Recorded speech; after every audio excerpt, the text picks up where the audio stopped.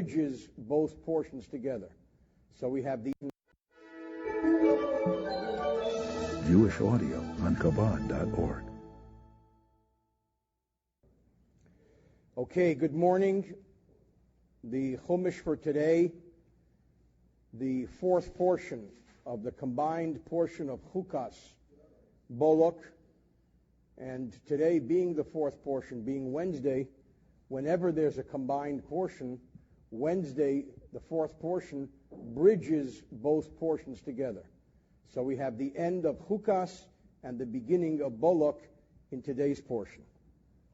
Again, chapter 21, verse 21. The Jewish people, the children of Israel, find themselves outside of Transjordan to what later became the East Bank, part of Greater Israel, Aver LaYarden.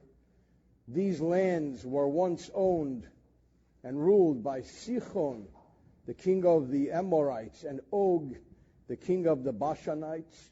And now we begin to read how the children of Israel, under the leadership of Moshe Rabbeinu, of Moses, conquered and liberated these lands, and these were the first lands that became part of the Promised Land.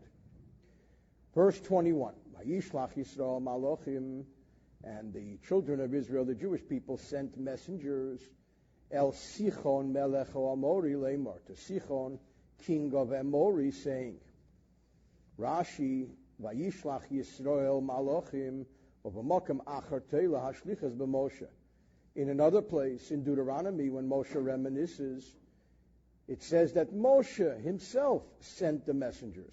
Here it suggests that Israel, the Jewish people, the children of Israel, sent the messages. Shenemar, it says in Deuteronomy, Vo'eshlach Malachim, and I, Moshe, sent messengers, Bemidbar Kedemos, from the wilderness of Kedemos.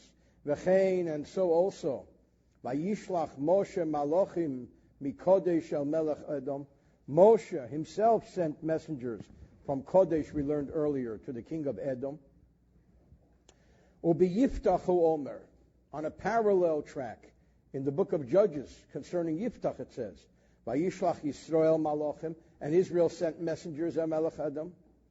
Is it Israel or is it Moshe? Who sends the messengers? So the Rashi explains to us from the oral law, from the Medrash Tanchuma, Haksuvim halolu tzrichim zelozeh. These verses really need one another. Zeh noyel v'zeh peseach. One closes and one opens.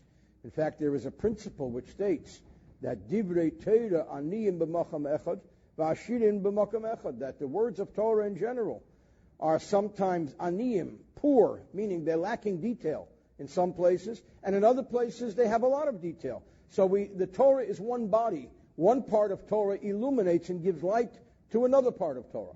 So when we talk about the messengers being sent, sometimes it's attributed to Israel, and sometimes it's attributed to Moshe as being the sender of these messengers.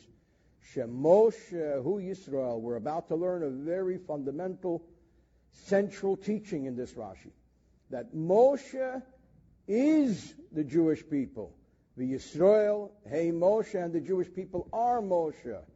A true leader is every Jew, and every Jew is connected to the leader of the generation.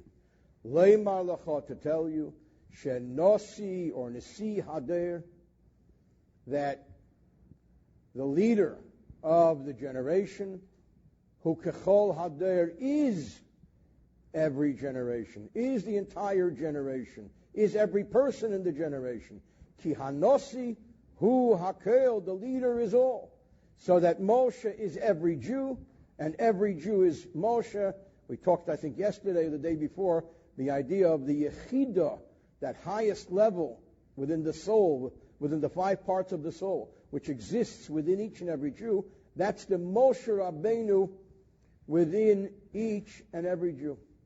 In fact, the word Nosi, we're told, has the acrostic Nun, Shin, Yud, Aleph, Nishmas Shel Yaakov Avinu, that the head of every generation has the soul of our ancestor Yaakov, and Yaakov has that general soul we talked earlier that Adam Harishon, that Adam has incorporating within it the soul of every single Jew, and this is the idea of a nishama klalit, of a general, all-encompassing soul. What was the message? 22, Ebra bi'artzecha, allow me right away to pass through your land. A very similar message to the message which was sent earlier to Edom. Lo nita b'sadeu v'cherem, we will not turn aside in fields or vineyards. We won't trample your fields. We won't trample your vineyards. Lo nishna mei ve'er, we won't consume your water. V'derech hamelech nelech, will stay on the main highway, ad asher na'aveg v'lecha, until we pass your border, till we leave your territory. 22, Ebra bi'artzecha, af al pi shlein nistabel lifteich lahem b'sholem, even though, unlike earlier, when they had no claim on the Edomite lands, here they do have a claim on these lands. Nevertheless, even though they were not commanded to open up with a message of peace, bikshu mehem sholem, they did this anyway. They opened up with a message of peace. There's a verse in Tehillim, Ani sholom v'chi adaber, I am peaceful, and when I speak, heima l'melchama, all they want is war. We open with peace, and they open with war. 23, V'leinosan Sichon es Yisrael aver b'gvulei. Sichon refused Israel right of passage. Vayesef Sichon es kol amei. Furthermore, Sichon gathered together his entire nation. Vayetzein came forth likras Yisrael against Israel Hamidbar into the wilderness. Vayava Yotza coming to Yotza. Vayilachem b'Yisrael, and waged war against the Jewish people. 23 Rashi, why did Sichon not permit the Jewish people to have right away through his land? Because Sichon was collecting payment, tribute, tax from all the Canaanite kings. Shahaya Shemron, he was their guard. Sichon was a giant. Sichon was a Rambo-type fellow. And he collected money for years, protecting the 31 kings from the Jewish people who are leaving Egypt. He was the guarantor that armies would never cross into their lands, armies in general. Being that the children of Israel said to him, we don't want to bother you. All we want is right of passage. He said, hey, this is what I do for a living. I'm a security guard. Kol atzmi eini yeshiv kan, ela l'shomrom mipneichem. I am only here, my whole raison d'etre is to protect them from you. And you're saying, give us right of passage? Impossible. I'd love to, but I can't. He, Sichon, went out towards Israel. So Rashi tells us here from the oral law that if the city of Cheshbon was filled with mosquitoes, with gnats, no creature could conquer it because the terrain, the topography was dynamic, it was powerful, it was impenetrable. And if Sichon, this warrior, was in a weak village, nobody could conquer him because he was a mighty warrior. How much more so? Sichon, the mighty warrior, was in Cheshbon, the impenetrable city. So Hashem said, why bother the Jewish people?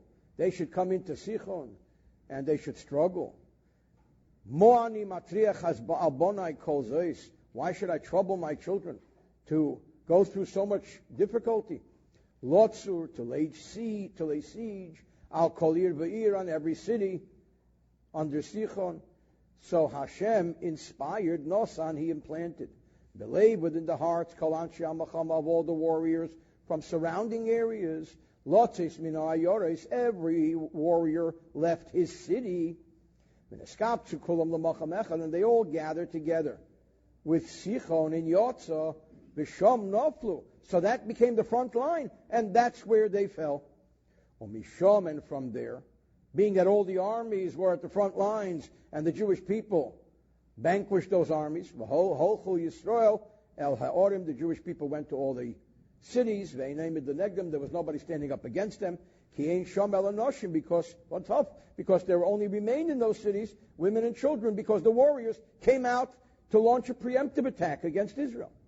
So this was part of the miracle. That's what Rashi tells us from the oral law. Verse 24, Vayakehu Yisrael, there, on the front lines of Yotzah, where all the warriors came out to wage war against Israel. Israel smote them lefichara by the sword, Vayirash Asartze, and possessed his land, Me Arnon ad Yabok ad Bnei Ammon, giving the borders and the boundaries, Ki Az Gvul Bnei Ammon, because the boundary, the border of Ammon was very strong.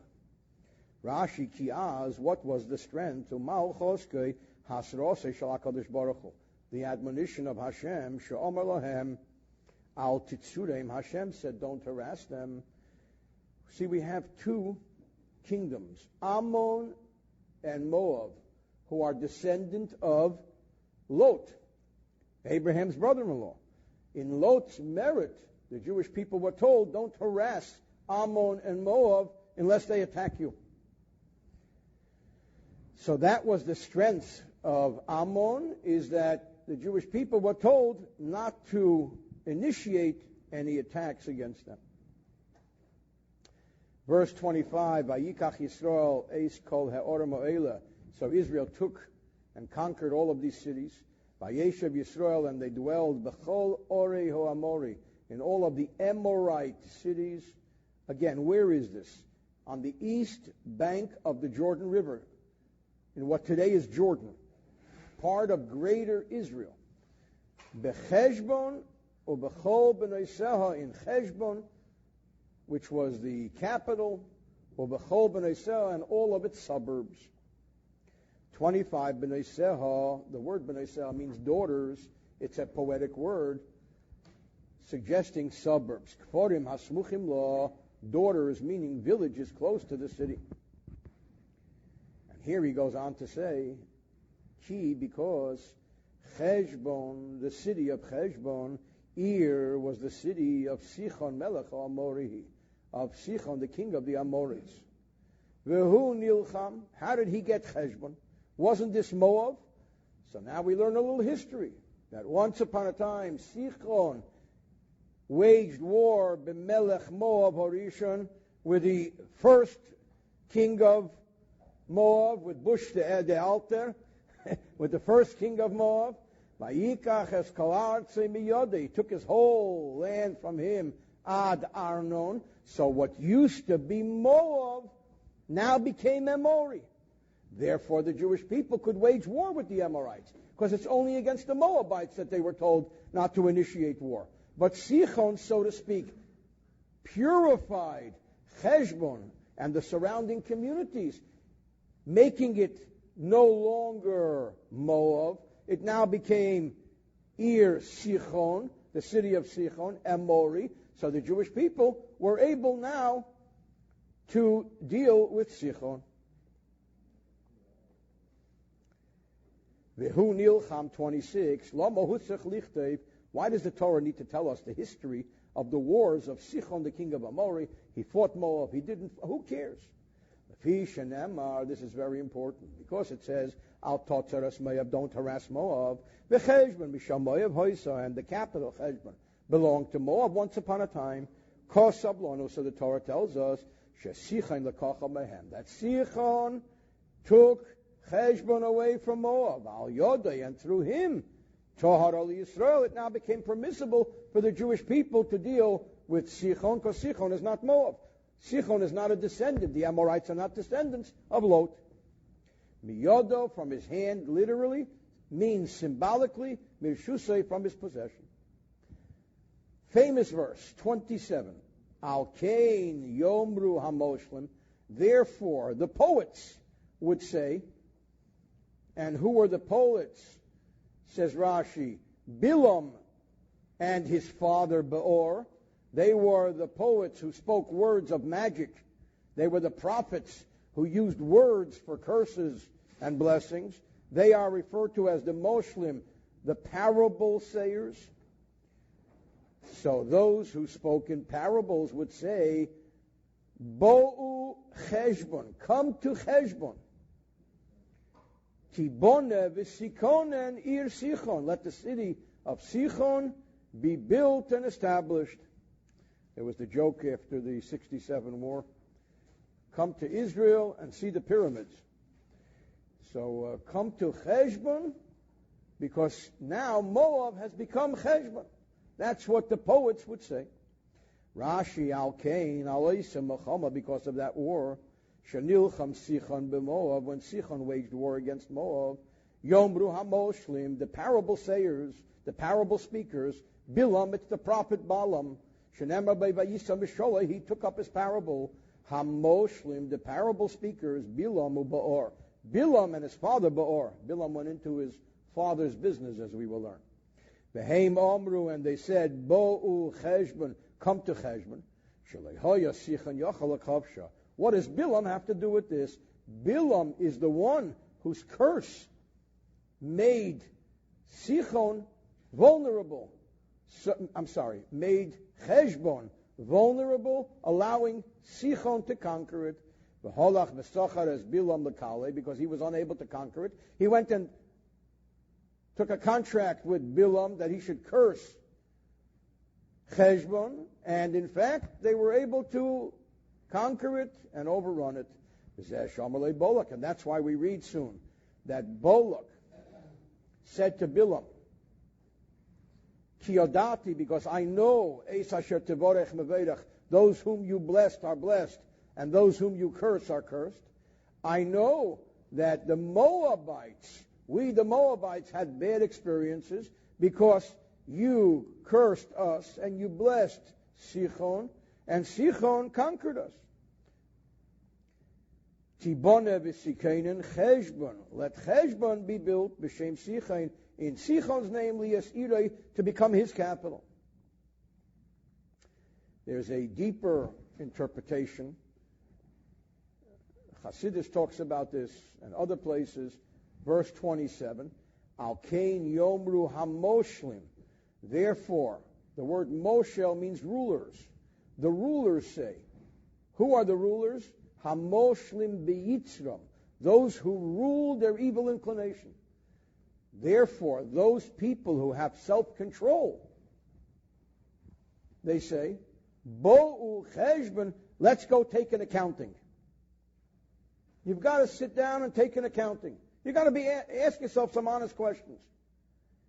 Tibone v'sikeinen, let the city be built, let it be established, Ir Sichon, the city within us, through self-control and through being rulers over our own desires and lusts. We become liberated, and we conquer and liberate the land, meaning our own self. And this is talked about in Pirkei Avot, that Ezehu Gibor Hakovesh es Yitzvei. Who is strong? He who conquers his own desires. Back to 28. The Balaturim here. On 27, the Balaturim alludes to this. Says the Balaturim, Al Kain Yomru Hamoshlim. Those four words have the numerical value of Eila Hema Hamoshlim Beyitzram. They are these who rule over their own evil inclination.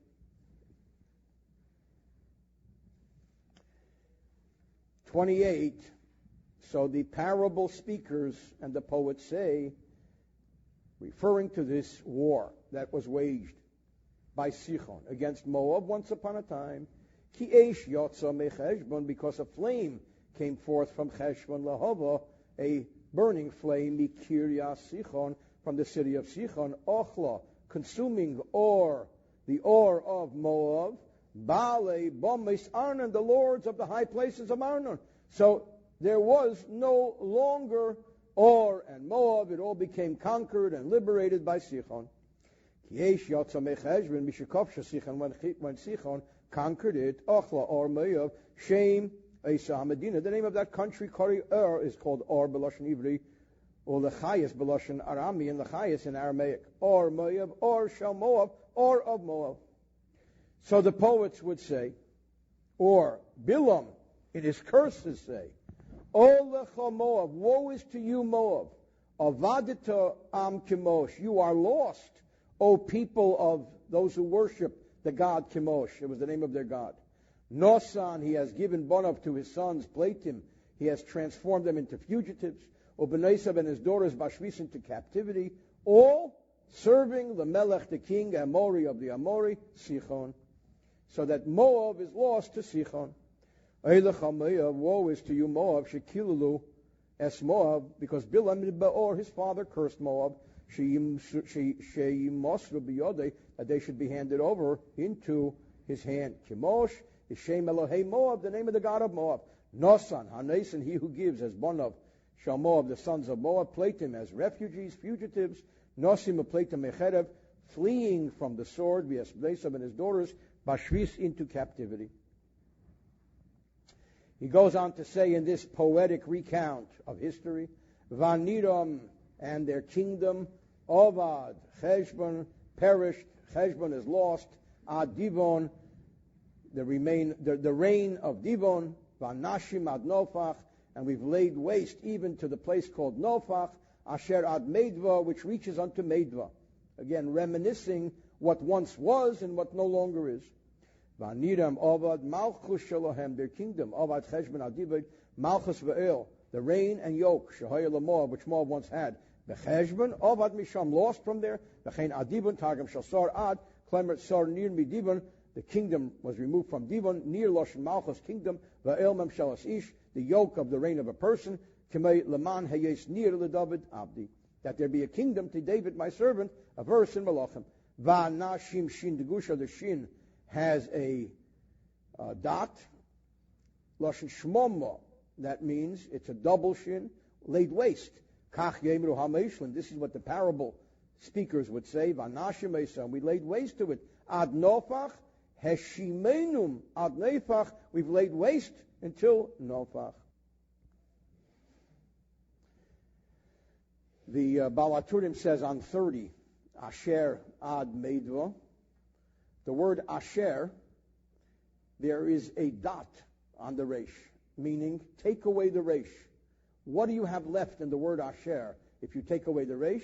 Eish, that Meidva was consumed in fire. 31. So Vayeshev Yisrael, the Jewish people now dwelled, the Eretz Amedi, in the Amorite land, and this became the first inheritance of greater Israel, Transjordan. 32. Vayishlach Moshe, and Moshe sent spies, Lirageles Yazer, to collect intelligence about Yazer. Now remember, this is 40 years after the first spy story. Now Moshe is sending spies. The spies wanted to make sure that they don't make the same mistake. The spies themselves, Vayilkedu b'nei Sehah, they, that small group of spies, went and conquered the suburbs of Yazer. Vayeresh, and dispossessed as Soamedi, the Amorites, Asher Shom, which dwelled there. Rashi, Vayishlach Moshe l'Ragalos Yazer, Hameraglim l'Chadua. The spies captured it. Omru, they said, Leinase Karishain, we're not going to make a boo-boo like the first group of spies. Bituchimonu bitfilose Shomesha. We are confident in the prayers of Moshe Rabbeinu, Lehilochem, that we're going to wage war. The Rebbe would often encourage his shluchim, his emissaries all over the world, who often face impossible challenges, and he would tell them that remember that you're being sent by my father-in-law, by the previous Rebbe. He said you should be bituchim onu bitfilose Shomesha. You should be confident in the prayers of Moshe and the prayers of the Moshe Rabbeinu who sent you. You need to do the work. You need to wage the war, and his prayers and your work, it'll all happen, and you'll have victory. You'll be victorious. You'll succeed in your job, in your task. 34. Yomer Hashem Moshe. Hashem said to Moshe. 33. Vayifnu, Vayalu, so they turned and they ascended Derech HaBoshan towards Bashan. Now we come to the great famous giant Og, Melech HaBoshan. Now this Og, he was one of those fallen angels. He was a Superman. So was Sichon. He lived for a very long time. He lived during the time of Abraham. But furthermore, the Medrash says, he also lived during the time of Noah. He survived the ravages of the flood, despite the chemical implosions and explosions with the sulfur and the mud and the blood and the beer. He hung on to the ark and survived the flood. Maybe he had some plastic surgery afterwards, but this is the same Og, king of Bashan. So now Moshe has to go wage war with this giant. Vayetze Og melech HaBashan likrasam. Og, king of Bashan, came out towards them. Who? V'chol amay, he and all of his people, la melchama, to wage war. And their front lines were Edrei, the city of Edrei. So Moshe now has to face down Og the giant. Yomer Hashem el Moshe, Hashem says to Moshe, Al tira oisei, don't be afraid of him. Ki biyodcha nasati oisei v'eskolame v'sartze, because I have given him into your hands, both him and his entire people. V'yosisa lo, you shall do to him, kasher osisa, as you did with Sichon melech Amori, to Sichon the king of Amori, asher Yoshe b'Cheshbon, who dwelt in Cheshbon. Don't be afraid. Rashi 34, Al tira oisei she'Moshe yori liloch, Moshe was afraid. What was he afraid of? Perhaps the merit of Abraham will stand in Og's stead. Shenemar, what does Og have to do with Abraham? Where it says, Vayovei hapolit, the refugee came from the war, escaped the war of the 5 kings against the 4 kings, who Og. So we read over there that this refugee was Og. Shapolat min arfoim, he escaped the war of the giants. Shehiku kedorloim b'chaveda b'ashteres kanayim, when we remember that war of the 4 kings against the 5 kings, Kedorla Omer, Melech Elam, and Sidon Melech Goyim, and so on. These were the 4 kings who fought the 5 kings. Shenemer, Rak Eig Melech HaBoshan, Nisher Miyeser Harfoyim. All the giants were killed. Og was the lone survivor. So he went and told Abraham. What did he tell Abraham? He came and told Abraham that your nephew, or brother-in-law, your nephew Lot, was captured. That is the mitzvah that gave him brownie points, and that was what Moshe feared, that merit, that Og did a mitzvah informing Avram. In fact, Avram went and liberated his nephew.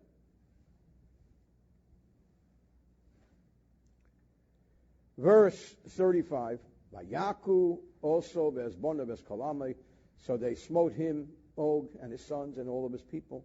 Ad bilti hishir leisore, there was nothing remaining. By Yirshuas Artse, and they possessed his land. By Yaakov, Moshe Harab, Moshe himself killed them. Kediisa bebrachas, as it says in Gemara Brachas Baharaya, Dafnun Dalid. What happened? Og decided that Okar Tura Bar Klosa Parsa. Og decided that he is going to uproot a mountain, which is 3 parsas long, like 3 miles long. The Gemara says that Og says, how big is the encampment of the children of Israel? This is how big it is, 3 miles. I'm going to go take a mountain that's 3 miles big, and I'll put it on their heads, and no more candy store. Finished, as far as that's concerned. So he goes and uproots this mountain, and he's carrying it over on his head and walking towards the camp of the Jewish people. So God sends some ants, some termites, and bores a hole in the mountain, and all of a sudden the mountain comes down over his head. So now he can't see. So he tries to move the mountain off of him. So God causes his teeth to grow like fangs and hook into the mountain. So now Og the giant is walking with a 3-mile mountain. That's what they call 3 Mile Island. And he's blind, and he needs a dentist, and he's got a lot of tsuris.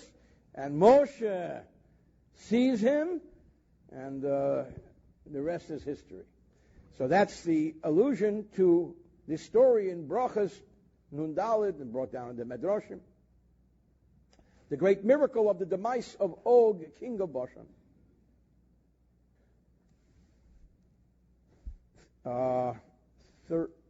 Verse 1, I guess, right? Let's see if there's Balaturim here. The word Vayoresh, says the Balaturim, is written in a way that they ran away, indicating that they ran away on their own. So they didn't even have to spill blood. Chapter 22, verse 1, Vayisu b'nei Yisrael, and the Jewish people journeyed, Vayachnu, and they pitched their tents, Ba'arbas Moab, in the plains of Moab, Me'ever li'Yarden Yerechai, across the Jordan from Jericho, and that's where they were during the book of Deuteronomy. The plains of Moab, across the Jordan of Jericho. That's why we say that Jericho is the key, Man'ulo Shel Eretz Yisrael. Joshua crossed the Jewish people into Israel via this crossing of this Jordan River by Jericho. Vayar Balak ben Tzipor, verse 2, Balak, the son of Tzipor, saw Eis Kol Asher Asa Yisrael Lo Amori, everything that Israel did to the Amorites. He was watching this on CNN and Fox, and he was not having a good day. Here you had Sichon, king of Amori, and Og Melech HaBashan. These were the guys who were supposed to be the protectors of the neighborhoods, and they're gone. Verse 2, Vayar Balak Eis Kol Asher Asa Yisrael Lo Amori, Omar, Balak said to himself, Elu Shnei Malachim Sheyinu B'tuchim Aleim. These are the two kings upon whom we relied. Lo Yamdu B'fneim. They couldn't stand up against the children of Israel. What chance do we got? Onu Alachas Kama B'Kama. What chance do we have? The Fikah, therefore, we read in the next verse, Vayogor Moab, that Moab was afraid. Verse 3, Vayogor Moab, Moab was afraid, B'pnei Ha'am, because of this people of Israel, Mo'od, very much, Kirabhu, because there were so many. Vayokotz Moab, and Moab became frustrated, B'pnei B'nei Yisrael, because of the children of Israel, and he doubled up on his Prozac. Vayogor Loshen Meiri, he was afraid, Kameguru Lachem. Vayokotz Moab, Kotzu B'chayim, they were sick and frustrated, sick of their lives. So here there's a crisis. Vayomer Moab el Zikne Midian. So Moab approached Midian. Moab and Midian were always two nations warring with each other, very similar to Iran and Iraq of today, always killing each other. So Moab decided to reach out to Midian and said, Ato now, Yilachachu hakol es kol svivaseinu. This community, referring to Israel, will now lick up everything around us, kilchei chasher, like the ox licks up es yerek hasoda, the greenery of the field. O Balak ben Tzipor, melech leMoab, bo'esahi. Balak, the son of Tzipor, was the king of Moab at that time. Rashi el ziknei Midian, v'alei me'ilam ha'yuseinin zeh. Moab reached out to Midian. They hated each other. Shenamar, as it says, Hamakes, Midian b'stei Moab, who smote Midian in the fields of Moab. Shabal Midian Moab l'mechama, they were always waging war with each other. Ela miyiros and shel Yisrael, also shalom b'neiim, because of their fear of Israel. They made peace. We saw something similar in our days. That Iran and Iraq made peace when it had to do with Israel. What did Moab see to make him choose to go to Midian? Why Midian? Why does Midian have the answer? Because when they saw the Jewish people having supernatural successes, miraculous successes, Omru, they said, we have to do a study on who their leader is. Manhigam Shalelu, their leader, Midian is Gadol. He grew up. He spent his formative years in Midian. Nishal Mehem Amidose. Let's inquire from the Midianites. What makes him tick? Amru Lahem. So they said, this guy Moshe, ain't Koach Ela B'fiv. It's not like he's a powerful warrior, but his mouth, he prays. He's a professional prayer guy. Amru, they said, in that case, we're going to turn to someone who specializes in the word. So they went to Bilam, who was the prophet to curse the Jewish people. Kilchol chashor, Rashi, kol mashasher malachachem bebracha. Whatever the ox licks up doesn't grow very well. It doesn't have blessing. That patch of land has no future. What do we learn from the fact that the verse says Balak, the son of Tzipor, was the king at that time and not at another time? So the truth is, says Rashi, that we learn from the Medrash Tanchuma that he was not fit to be king. He was originally a Midianite nobleman. What's a Midianite nobleman doing being king over Moab? When Sichon died, Minu Aleim L'Tzedach Shah, they appointed him temporarily. Vayishlach Malachim. Let's see, there are quite a few Balaturim here. Just a few. The first Balaturim is Vayar Balak. He came, Loluk Domon Shel Yisrael. He came to lick up the blood of Israel. Ben Tzipor, he hovered over them like a bird to curse them. Vayar, what did he see? He saw that the sun stopped for Moshe, because the oral law tells us that in the war with Sichon, Moshe had the sun stop, similar to Yoshua. So this really terrified them. Vayogor Moab, as it says, Ele Moab Yochazemo Road in the Az Yashir. Verse 5, Vayishlach Malachim, so he sent messengers, El Bilam ben Ba'or, to Bilam son of Ba'or, Psora, who lived in Psora. Asher Anor, on the river, Eretz Bnei Amoy, to his landsman, to the land of his people, Likrei Loi, to call to him. Lamor, saying, I want to hire you, Bilam, to curse the children of Israel.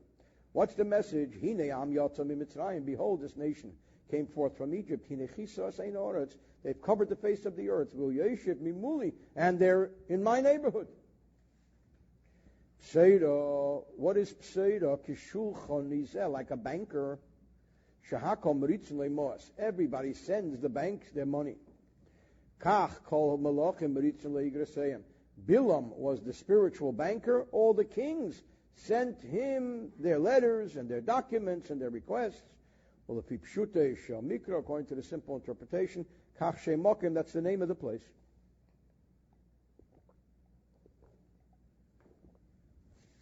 Eretz Bnei Amo, the land of the children of his people, Shel Balak a Balak, Misham Hoya. Balak was from there. And Bilam is the one who made a prophetic statement years earlier and said, Osid atalimlich, you, little Balak, you're going to become a king. And it came true.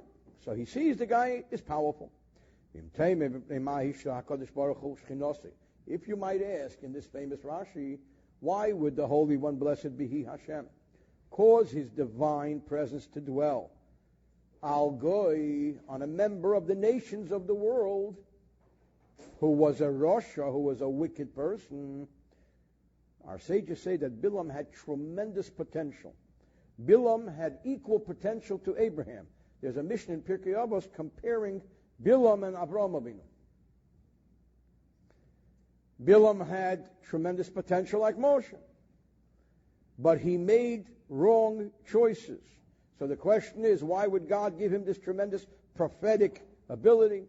The answer is for equal opportunity, for the EEOC, the Equal Opportunity Commission. In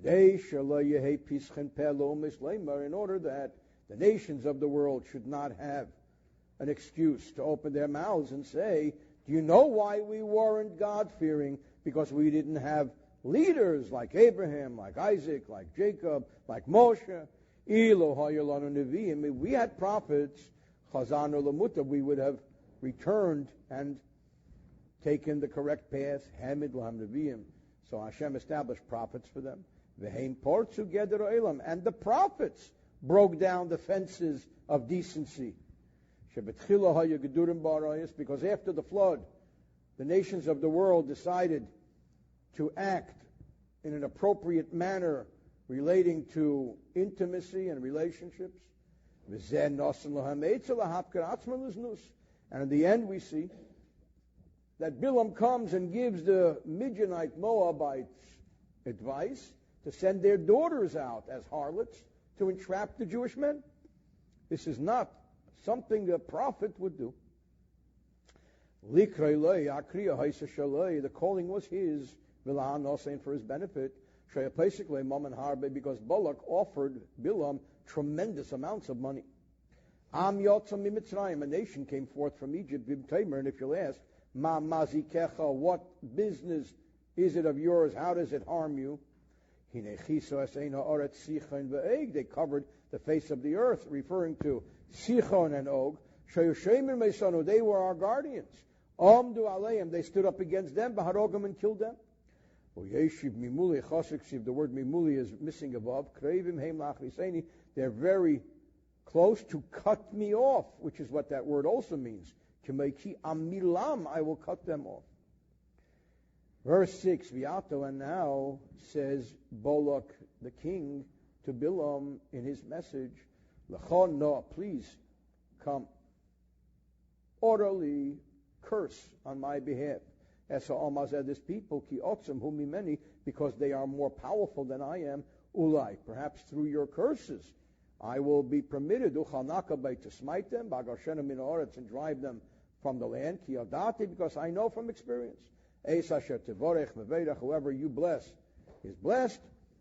Torah, you, or whoever you curse is cursed. So I want to hire you. I want your services. Perhaps I and my people will smite them. Another interpretation, to deduct, reduce, I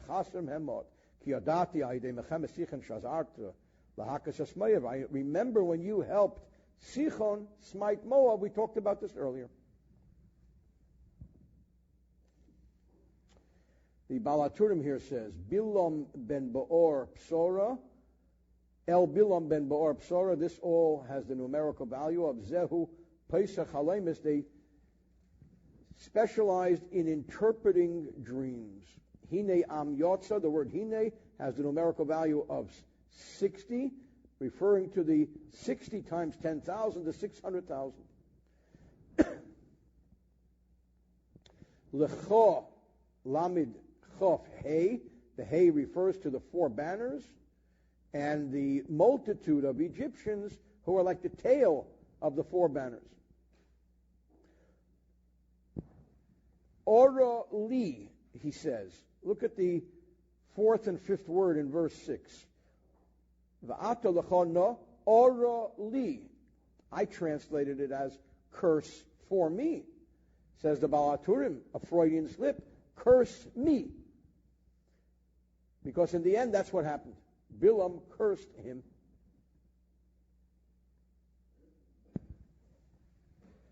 Okay, verse 7. So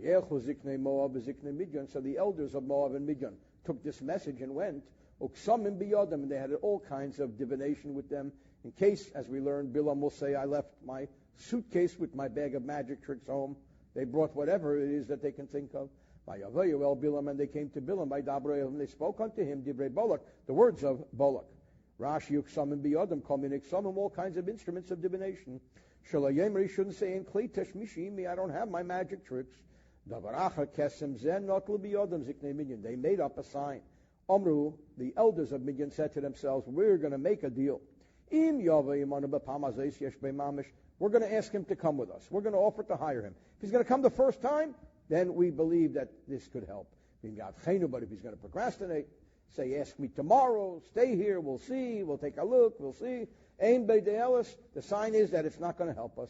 Therefore, in fact, when he told them, Linu Pei Halayla, sleep here tonight, Omru, so the elders of Midian, consistent with their deal which they made with themselves, they said, Ein Bo Tikva, there is no hope in him. So they left him and went away. Shenemar, as it says, Vayeshu Sari Meyav in Bilam, that the princes of Moab stayed with Bilam. Moab, yes. Abel Zikne Midian, but the elders of Midian, Holchalohem, they went away.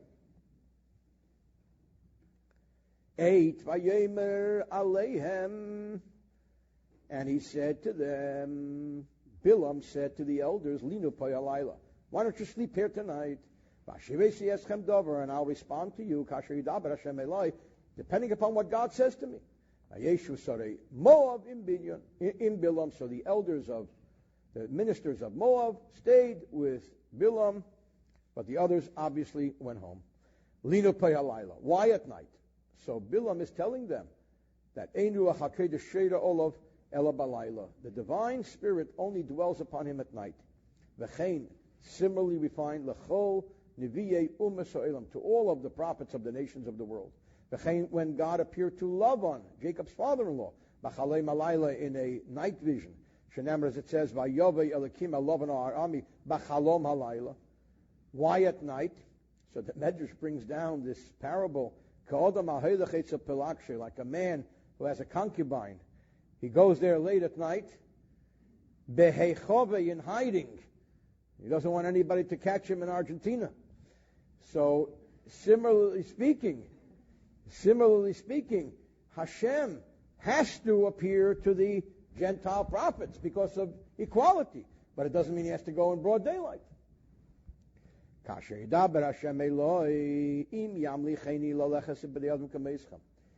Bilam was very arrogant.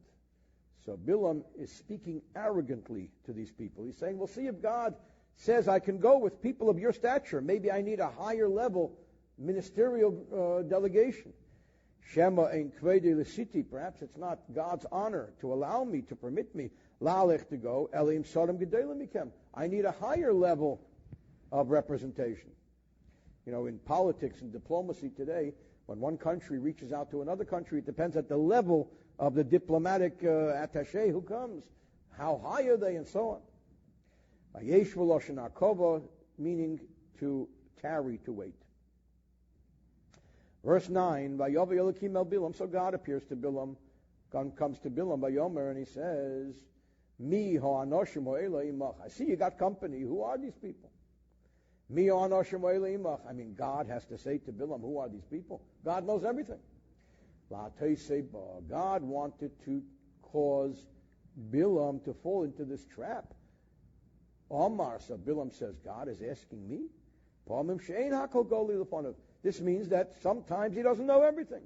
Ein dai teshavalov. Sometimes he doesn't realize, maybe his knowledge is not always equal. So Bilam's thing was, he's going to find the right time. It's all in the timing. I'm going to find the right moment where I'm going to sneak in this curse. Ken vayomer Bilam Elokim. So Bilam says to God, Balak Bemidbar melech Moab sholach elah. You know how important I am? That Balak, the son of Tzipor, king of Moab, sent this delegation to me. I'm a pretty important guy. Balak melech Tzipor apapisha eini chashuv beinecha.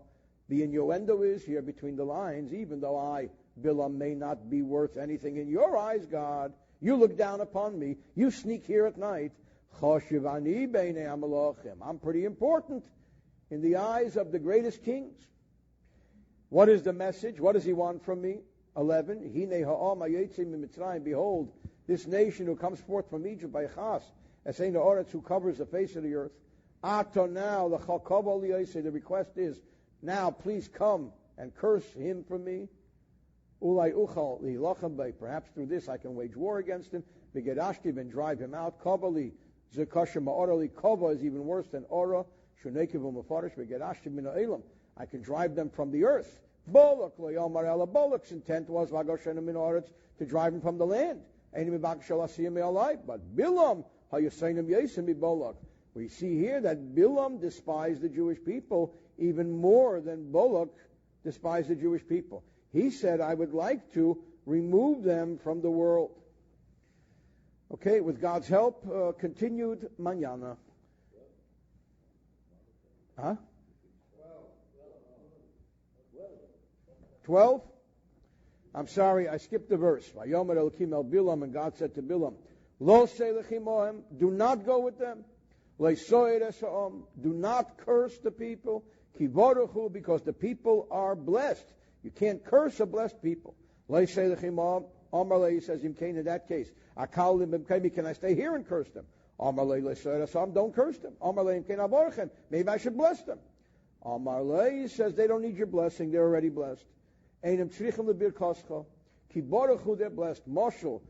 People say, there's a proverb, Eimlim litzira. We say to a bee, Lo miduvshech velo meuktzech. I don't want your honey and I don't want your sting. Hashem says to Bilam, do yourself a favor and do them a favor and just sit home and do nothing. And tomorrow we read that Bilam argues and comes back with a second attempt in getting God to agree to allowing him to curse the Jewish people. Okay. Sorry about the early ending. End of Chumash portion.